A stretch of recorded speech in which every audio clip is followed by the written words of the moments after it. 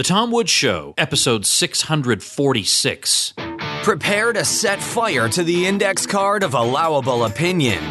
Your daily dose of liberty education starts here. The Tom Woods Show. Hey, everybody, I got another great libertarian podcast for you. It's a podcast I've been featured on, and I liked it so much, I made it into an episode of my own show, and that's Lions of Liberty. Check it out at lionsofliberty.com. Hi, everybody. Tom Woods here. This is a fun episode right here. We're talking to another young-ish person. Remember we talked to Lauren Southern a few weeks ago and talked about all the things that she's been up to? Well, I have another youngster guest who is a college undergraduate all the way in Australia at the University of Melbourne. His name is John. Well, we'll get into his last name in a minute because there's a bit of a controversy around that. But he is a debating champion. And I thought I'd have him come on and talk a little bit about that because he was recently involved in a debate on capitalism versus socialism. And I'm going to link on the show notes page to that, and I'll have the exact timestamp when he starts if you want to listen to just his portion from this recent debate. So I'll link to that at tomwoods.com/646. Our guest, John, is a 20-year-old who is studying economics, French, and Russian at the University of Melbourne, where he is president of the Melbourne University Freedom Society, which is a libertarian pro-freedom club on campus. And a lot of things we can talk about, because if you think that universities are crazy in the United States, this episode is going to make you feel a lot better about the United States. I'll just put it that way. John, welcome to the show. Thanks, Tom. It's a pleasure to be here.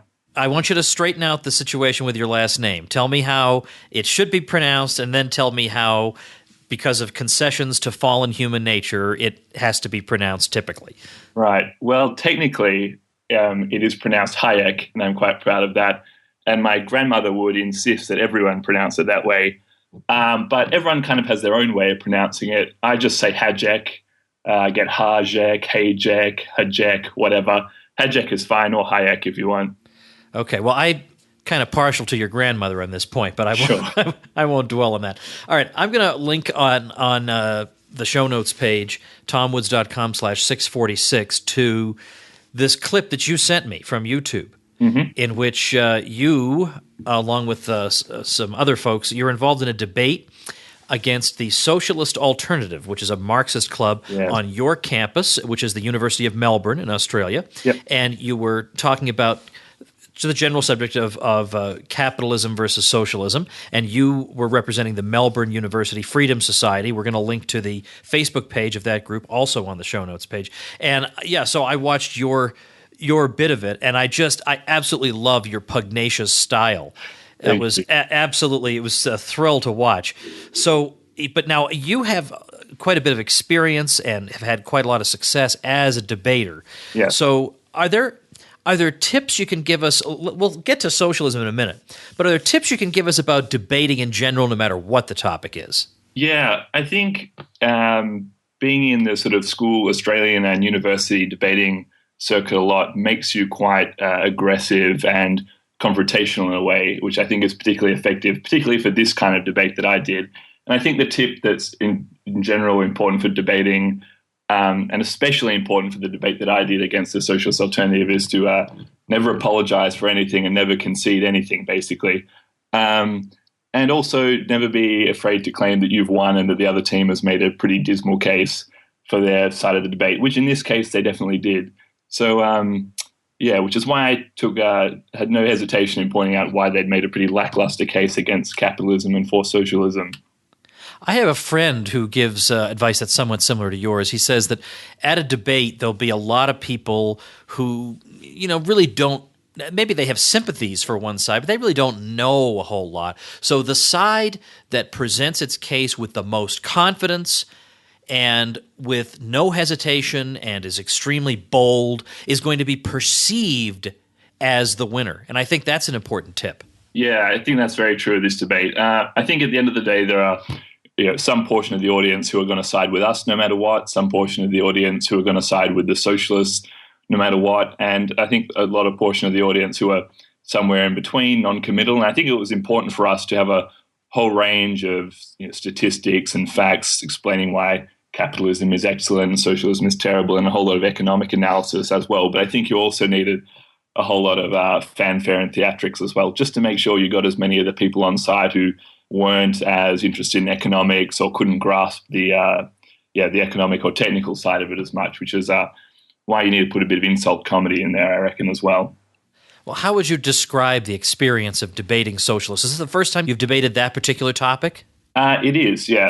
So, but there have been debates done like it before, and I would describe it as very exciting, but I'd say ultimately pretty predictable. There's a pretty formulaic strategy that these socialists have when they engage in a debate like this. So, by the way, these people are socialists not in the sense of Sweden socialists. They're proper revolutionary Trotskyists.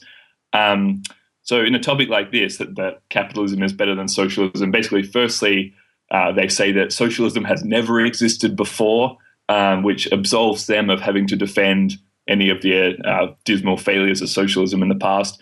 And then they reel off a list of really bad things in the world, only some of which are true, but no matter what, they go to no effort to prove that capitalism is the cause of these, and definitely provide no evidence that socialism fixes these problems anyway. So I was quite prepared to this because I've seen videos of them engaging in similar debates before, and I sort of knew they were going to make this mistake, which is why I paid them out, particularly for in my speech, for losing the debate, because they basically dodging the motion. Even if they prove that capitalism is bad, which I think they did a pretty bad job of, they can still lose if they provide no evidence that socialism is any better. And we did provide evidence that capitalism was good and socialism was bad. So I think that was a good strategy to take in that debate. So it's an exciting experience, and it's a predictable experience. It's also a frustrating experience to some degree, because as I'm sure you know, it just takes so much less time to espouse an economic fallacy than it does to refute one. So they can just fill their whole speech with half fact after misrepresentation, and you can cram quite a lot into a 10-minute speech. And there's just no way that we can possibly get to everything in our speeches. So, for example, how long does it take to say profits are derived from exploiting workers, as opposed to saying profits are the premium that capitalists get from forwarding workers the end product of their labor, such that they'll be willing to work for less than their marginal revenue product at a rate determined by the real interest rate, given the market's preference for goods now rather than goods in the future. I mean, one of those is way easier to say, and that puts them at a big advantage, really. And if you're willing to, so I think to some extent, even though we're, in my opinion, totally right, I think that to some extent puts us at a disadvantage, because we're not the team that's willing to use kind of pseudo-economics and casuistry and half facts to our advantage, and they are. And that's a very powerful thing. What kind of advice can you give people who you might not encounter this style of socialist all that much, but some people might, especially on college campuses. It's possible you could encounter people like this. What kind of advice would you give to people who are faced with that kind of a debate? Yeah, like I said before, I think it's important to just never apologize for anything and never concede anything, because they never do. So why should we, is my question. And in the debates that I've seen them do in the past, the people who are often so-called defending capitalism always say, capitalism's good, but we need to regulate it. There are problems with it. It's not perfect, this and that. I just didn't have time, didn't devote time to any of that in my debate. I think you just explained socialism is a terrible, terrible system, and explain that it just simply can't work no matter what. And even if capitalism is bad, you can't do any better. So be totally forthright, because they always are, even when they have no right to be, I think would be my advice. I want to ask about Australia in a minute, but I want to ask a specific point, and then we'll get back to the political correctness thing a little bit later. But there is, as long as we're talking about debating, is it okay if I read a couple sentences from the email you sent me? Is that all right with you? Sure. Okay.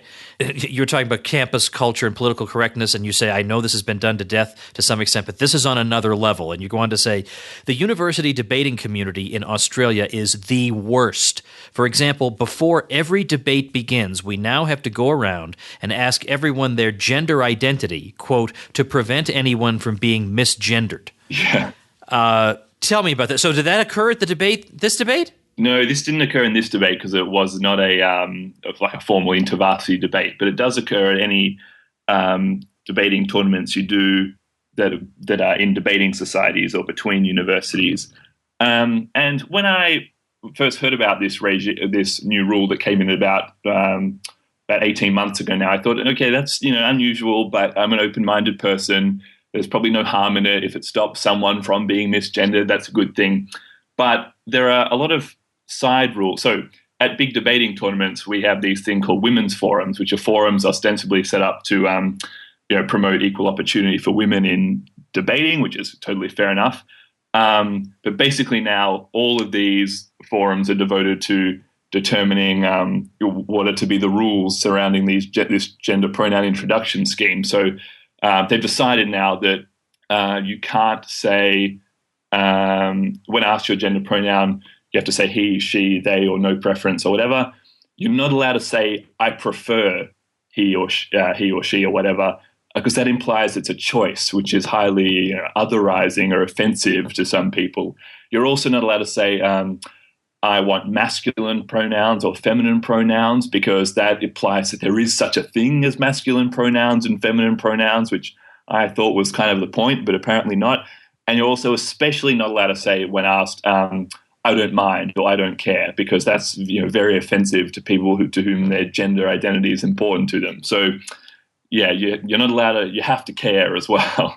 Boy, wow. So if these people were in charge somewhere, what a wonderful and free society we would have, right? I know. Yeah, they're not very partial to freedom, I'm afraid, as you probably couldn't guess from this, but they're not libertarians in general. All right, debating people. Well, I'll get back to your crazy university system in a minute, but let's talk about what's going on in Australia for libertarians. Now, let me tell you my understanding, and you tell me if I'm right or wrong. I told you before we started talking about a guy named Ben O'Neill I've had on the show who's in Australia, who's a professor there, and he told me that it's his impression that there's something about Australian culture that people are very laid back. So they tend not to take strong positions that are extremely one way or extremely the other. So it tends to be more middle of the road, and it's tougher for libertarians to gain traction. I mean, there are libertarians, but if there is a libertarian organization, it tends to be very tame and watered down and lukewarm. Is that your experience? Yeah, that is pretty much the case. There are two major parties. It's confusing because what we call the Liberal Party is actually the Conservative Party. So it's the equivalent of the Republican Party. Then there's the Labor Party. There's also the Greens Party and a few other parties. And they're not basically the big thing in Australia is that the two main parties aren't very different from each other, which is reasonably true. And they're both fairly middle of the road and boring. And there is, though, one libertarian senator who was elected at the last election. But unfortunately, he probably won't be re-elected at this election because they've changed the voting rules, which means that it's a lot harder for so-called micro parties to gain seats in the Senate. So he'll just have a 3-year, probably he'll just have a 3-year stint and then might not get re-elected, but hopefully he will. So it was very good for us. We were very happy to see someone like him make the Senate. But even I guess the Liberal Democratic Party, which is this party, is fairly moderate libertarian. It's all about, reducing taxes, maybe implementing a negative income tax or something like that. So it's very, very hard for people, serious libertarians to get kind of a foothold in the, Australian political debate. Well, given what a numerical minority, which is an understatement, you guys are, I'm curious to know, how would you have stumbled upon these ideas in the first place? Me? Well, I used to be, because I grew up in the People's Republic of Inner Melbourne, I was basically a kind of, you have to be a default Green supporter because everyone is. We are the only Greens party seat in the country, so it's pretty much the most left-wing, electorate in the country. And then I think when I was about 11 or 12, all I knew was I sort of wasn't really into this. But I thought, well, if you're not into this side of politics, that means you just have to be a kind of bog standard conservative. So I became what I probably now describe as a big government conservative. Not a particular time in my personal history that I'm that proud of. But when I was about 14 or 15, I started, I think, debating with just arguing, engaging in this protracted argument with a friend about politics. He more or less espousing a sort of what in America would call a liberal point of view, me a conservative point of view. And I thought I should do some more research and become more literate about these things. And in doing so, I think I changed much more radically than he did. And I discovered, I think first everyone discovers Milton Friedman, and then they discover Hayek and Mises and Walter Williams and Thomas Sowell. And I was just totally blown away by these people. So there was, I don't think there's ever any going back, really. I think one of the things that convinces me that libertarianism or our side of this argument is more correct is that it's totally a one-way street.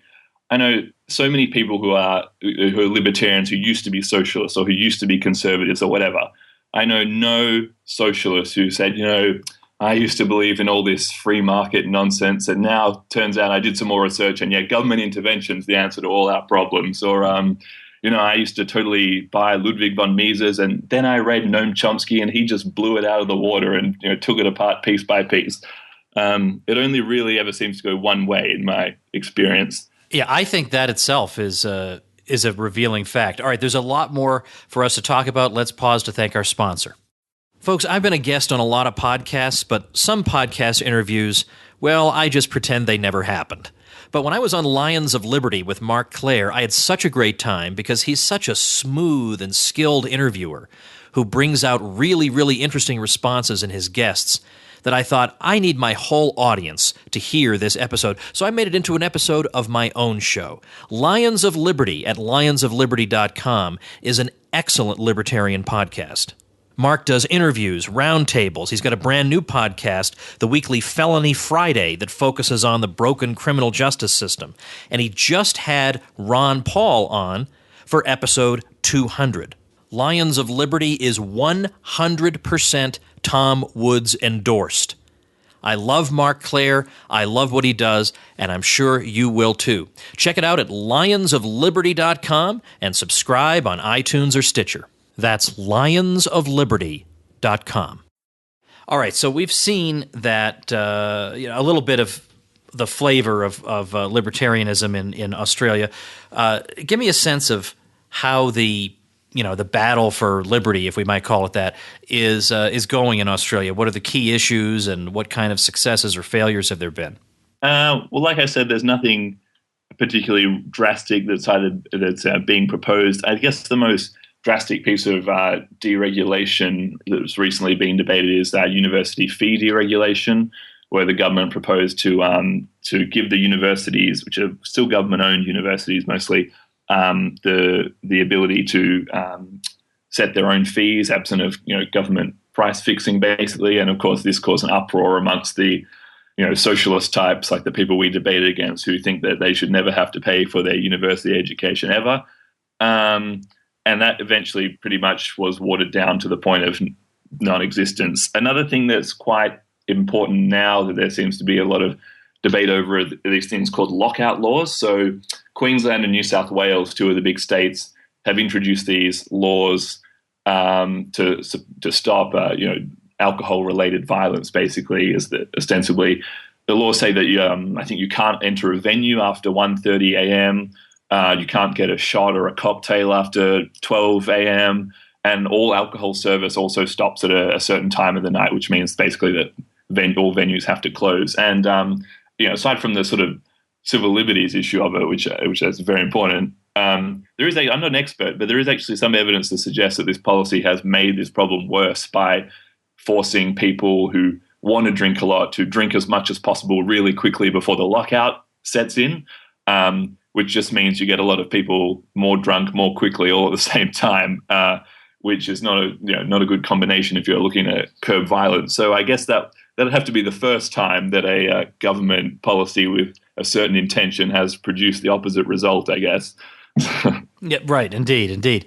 All right, let's go back to there's got to be more juicy stuff with the universities and the debating world. So fill us in on that. I mean, I'm sure there's crazy stuff in the U.S., but I think Australia may have us beat, particularly on that gender thing before every debate. That's and then the responses that seem quite normal. I bet even the word normal, well, of course, I'd be thrown out for using the word normal, are not allowed. You can't even say, I don't really mind, whatever you want to call me is fine. You can't do that either. No, the frustrating thing is all of this stuff has this sort of veneer of compassion. And so if you maybe make fun of these kind of new rules or object to them, then it's kind of taken that you don't care about transgender people, or you don't care about women or racial minorities, which is just not true at all. But basically these things which are started with good intentions become a contest of who can be offended by the most. So at this big tournament last year in Korea, the Australasian Championships, they issued a speech code of how to speak in debates, basically. And one of them was saying, remember to put people's humanity first. So there is a big difference between quote, poor people and, quote, people experiencing impoverishment, and you should use the latter and not the former. So basically they're saying you can't use preceding adjectives anymore. And I think that sounds ridiculous, but I guess I wouldn't know because I'm a white male and I don't know how offensive it is to be referred to with an adjective, I suppose. This isn't to do with debating, but the University of New South Wales has issued these speech codes saying that you're not allowed to say that Indigenous Australians have been in Australia since around 40,000 years, which is probably the best estimate we have based on historical fact. You have to say Indigenous Australians have been here since the Dreaming, which is it's the spiritual belief of a lot of Indigenous Australians. So you have to accept this religious belief, basically, and you're not allowed to just make a statement of historical fact. And I think there would be a much different reaction from student bodies if they said that if the university issues a speech code saying you have to say, for the sake of the Christian Union, that humans have been around for 6,000 years or no more. Yeah, or even use the designation BC would outrage them. Yeah, exactly. Because you're supposed to use BCE. Because So I mean, the whole thing's ridiculous, right? Like we're all pretending that we're not talking about the birth of Christ when they're using exactly the same dating schema, right? Yeah, and the other thing about this University of New South Wales speech code is that there's quite a large controversy in Australia. Indigenous Australians argue, and it's a plausible argument, that the arrival of Europeans was akin to an invasion, and it's controversial because our Australia Day is on January the 26th, which is when the first fleet landed. And so, lots of Indigenous people argue that this was an invasion, and that's fine. But the University of New South Wales has said you're now not allowed to say the arrival of Europeans in Australia. You have to say the invasion. So you're not even allowed to use like a neutral word anymore, just to signify sort of geographic movement of people. You have to say invasion, which I think is absurd. Wow. Oh, yeah. Wow. Okay. Another thing that's going on at the moment at my university is this divestment campaign, which is a movement to try and get the universities and big institutions to divest from fossil fuel shares. And what they've done is they've basically taken over one of the lawns in the university and set up tents on it. And they've been camping out there for, I think, a few days now, which I think is at least they're being honest and providing an accurate reflection of how we would live without fossil fuels. But when people ask me, though, I always say I actually am in favor of universities divesting from fossil fuels. And they always sound surprised because, you're a decadent capitalist pig. Why would you support that? And I say, it's because if the big universities dump all their fossil fuel shares, I can come and scoop them up at bargain basement price. Yeah, there you go. Exactly. Dump them on the market. Exactly. Yeah, there's a guy in the U.S., Alex Epstein. I had him on, 8 zillion episodes ago. Yeah. But he has a book called The Moral Case for Fossil Fuels. Boy, I wish he could go give a talk in Melbourne. Oh, yeah. That would be something to see, man. Yeah. That would be something to see. Actually, these protesters just yesterday did a naked protest at the university. They took to one of the roofs of one of the famous buildings at the university and, had no clothes on and performed some protest there. So I don't see sort of libertarian or even conservative clubs doing that kind of protest very often. I can pretty much count on no hands the number of times that's happened. Yeah. Well, what happens when I mean, I don't know if you know this guy Milo Yiannopoulos, who's sort of made a name for himself. Yes. He's from the UK, and he comes to American universities, and they all have to retreat to their safe spaces and everything. If somebody like that were to come, would there be attempts to disrupt the person, or would they have the safe space thing, or what would be the response, or would they just sit and listen, or just not attend, or what? Oh no. Someone far less, I guess, controversial in terms of their views than Milo was our prime minister at the time. I think this was a year or two ago, a couple of years ago. Was chased off Deakin University campus because of security threats. About people protesting his speaking there.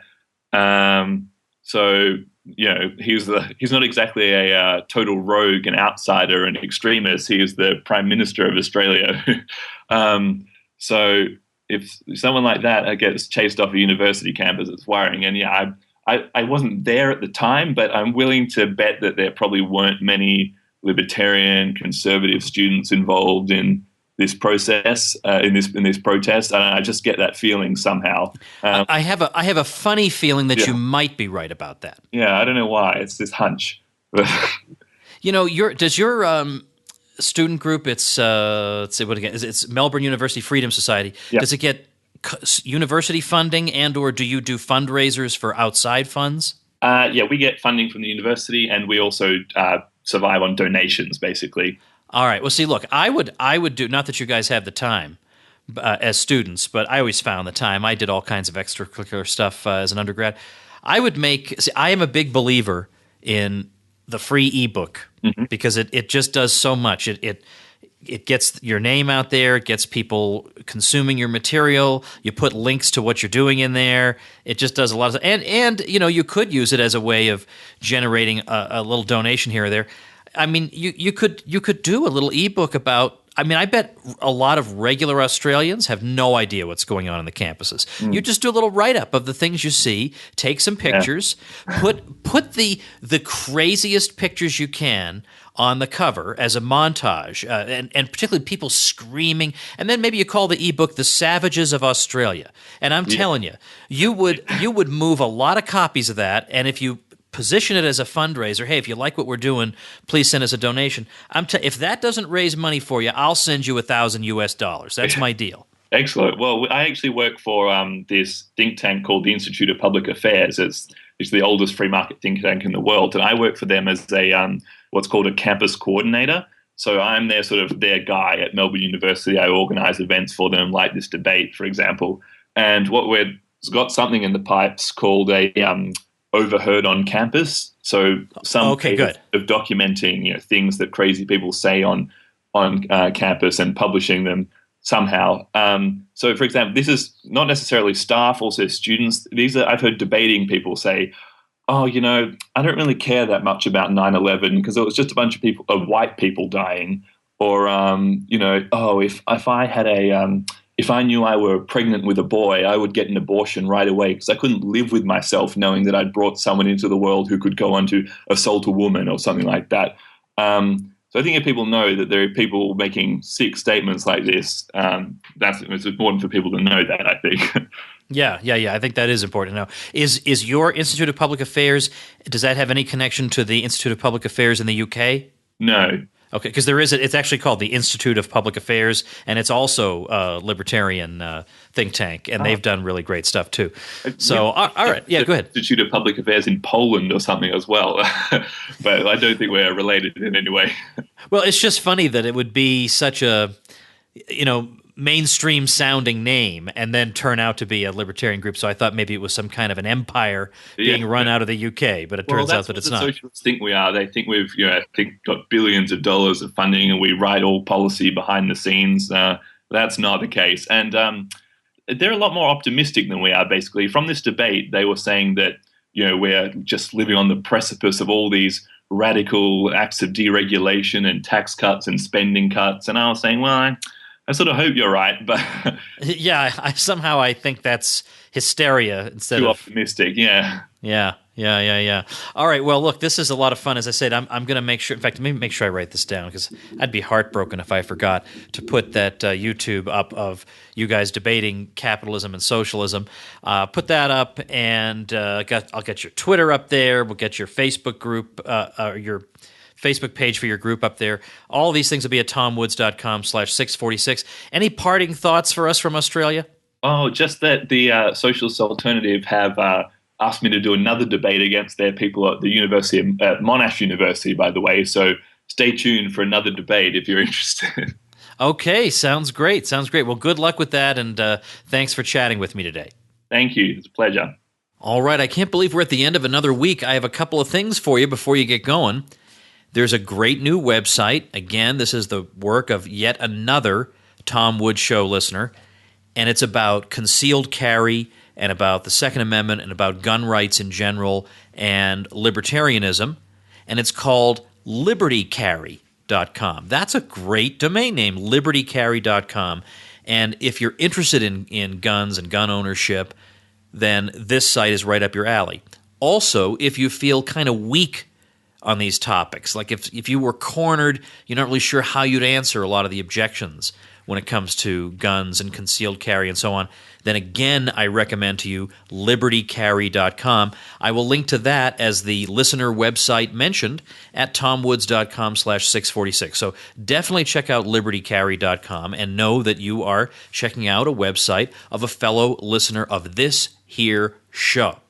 Now remember, you can get free publicity like this for your website when you get your hosting through my link.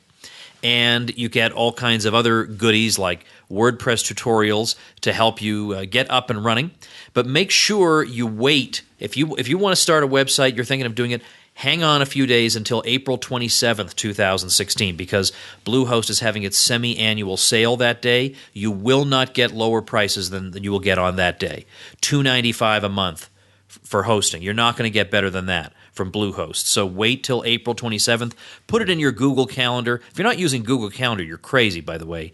I mean, when I have a dentist appointment 6 months from now, I've got it on my Google Calendar. Remember in the old days, the dentist would give you that little card with your 6-month appointment. You just throw it in the garbage. There's no way in the world you're going to remember that. But Google Calendar, boom. So put Bluehost in your Google Calendar to remind you to go over there. But make sure you use my link so that you get all these free goodies. Find out all the details about my free goodies for you as you start your website over at tomwoods.com/publicity.